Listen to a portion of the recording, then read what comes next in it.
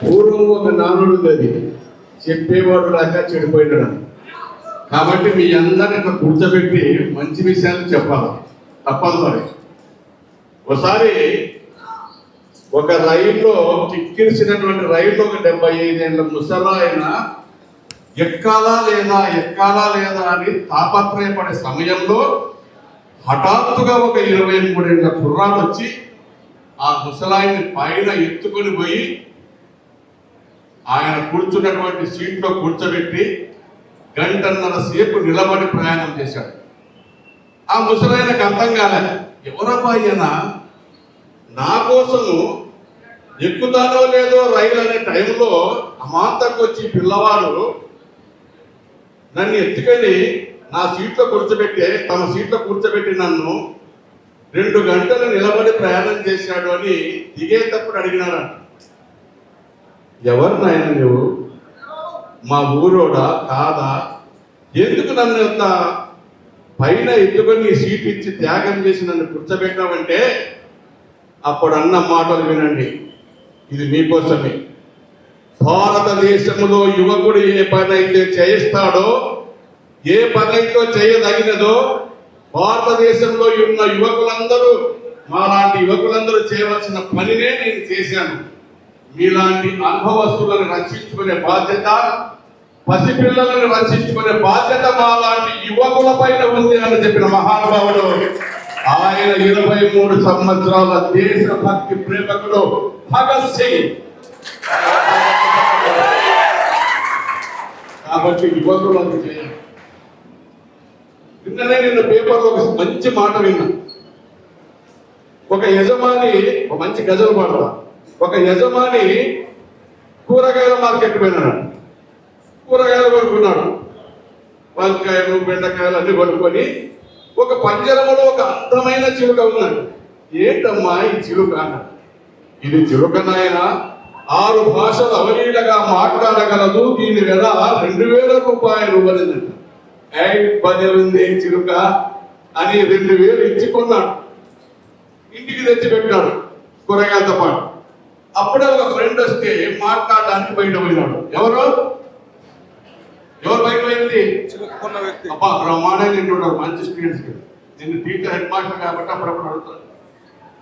గంట అయిన తర్వాత వచ్చి భార్యతో ఏమే ఆ చిలుక తెచ్చా కదా రా, నువ్వు కూడా 6 భాషలు మాట్లాడుతుందంట, విందురా అన్నాడు.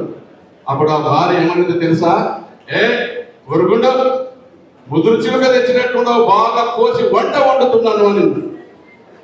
ఈ దుంపదేగా 2000 పెట్టుకున్నానే చిలుకని 6 భాషలు మాట్లాడుతుందంటే అప్పుడు మీకు బాగా అర్థం కావలేదు, మీకోసమే చెప్పింది. ఆ భార్య చెప్పిన అందమైన మాటలు వినండి. 6 భాషలు అవలీలగా మాట్లాడగలిగిన చిలుక కనీసం ఒక్క భాషలోనైనా ఏమేమి ఆయన నన్ను 2000 పెట్టుకున్నాడు, నా గొంతు కొయ్యొద్దే అని చెప్పలేదు కదండి. అది మీరు నేర్చుకున్న విద్య, విజ్ఞానము, నైపుణ్యాలు, విలువలు అవసరానికి ఉపయోగపడకుంటే గోల్డ్ మెడల్ 100% వచ్చిన సర్టిఫికెట్ కూడా వేస్ట్ అని చెప్పడానికి అద్భుతమైన కథ. కాబట్టి మిత్రులారా, మహాత్మా గాంధీ అంటాడు, నీవు ఏ సమయాన్నైతే బల్లి వదిలిపెట్టి వెళ్ళిపోతావో అప్పటి వరకు నీవు చదువుకున్నటువంటి చదువు నీకు ఉపయోగపడాలా. అటువంటి చదువు కోసం నిరంతరం నీవు శ్రమించు. మొట్టమొదట ఇక్కడికి వచ్చిన అమ్మాయి మాట్లాడింది అద్భుతంగా. అమ్మాయికి ఒకసారి గట్టిగా చెప్పండి. అయినమ్మ మనవరాలు ధైర్యంగా మాట్లాడింది, ఒకసారి గట్టిగా చెప్పండి. మాట్లాడగలిగే వాళ్ళే కావాలా, ప్రశ్నించగల వాళ్ళే కావాలా. అందుకే అన్నాడు గజలు, మీకు నచ్చితే గజలు చరణం చప్పట్లు, లేదంటే ఎవరు మాట్లాడించేది లేదు, డిస్కషన్ 5 గంటల వరకు. ఓకే వినండి. జీవిస్తే పసిపిల్లలాగా జీవించాలంతే స్టేట్మెంట్. పిల్లడు ఎట్లుంటాడు, పసిపిల్లడు అది ఇది పట్టుకుంటుంటాడు కదా. మరణించామా యోధుల్లాగా మరణించాలంతే. ఐలమ్మకోసారి గట్టిగా చెప్పటు. జీవిస్తే పసిపిల్లలాగా జీవించాలంతే, మరణించామా యోధుల్లాగా మరణించాలంతే. జీవిస్తే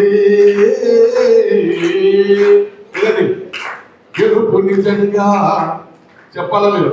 గెలుపు నిజంగా ఎంత గొప్పది, ఎంత గొప్పదో తెలుసుకోదలిస్తే ఏం చేయాల? గెలుపు అనుభవించాలంటే ఏం చేయాల? గెలవాలా? స్టేట్మెంట్ కూడా చెప్పండి గట్టిగా వస్తుంది.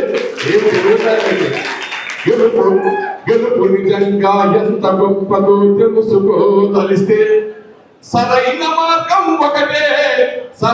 మార్గం ఒకటే ఓటమి రుచి చూడాలంటే జీవిస్తే పసిపిల్లల్లాగా జీవించాలంటే మరణించామాయోధులాగా మరణించాలంటే.